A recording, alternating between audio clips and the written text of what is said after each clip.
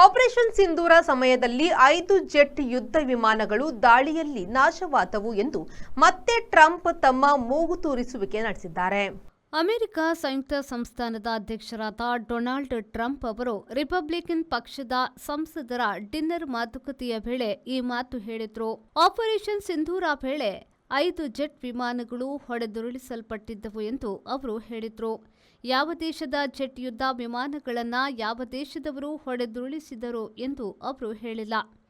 ವಿಚಿತ್ರವೆಂದರೆ operation ಸಿಂಧೂರ ನಿಲ್ಲಿಸಿದ್ದು ನಾನೇ ಎನ್ನುವುದರಿಂದ ಆರಂಭಿಸಿ ಏನಾದರೊಂದು ವಿಷಯವನ್ನ ಈ ಬಗೆಗೆ ಹೇಳುತ್ತಲೇ ಇದ್ದಾರೆ.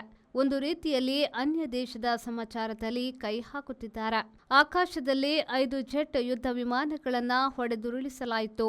5, 4 ಅಥವಾ 5 ಎಂದು ಅವರು ಸ್ಪಷ್ಟೀಕರಿಸಿದರು. ಅಣ್ವಸ್ತ್ರ ಹೊಂದಿರುವ ದೇಶಗಳ ನಡುವೆ ಯುದ್ಧ ಆಲೋಚನೆ ಮಾಡಬೇಕಾದ ವಿಚಾರ ಎಂದು ಅವರು ಹೇಳಿದರು.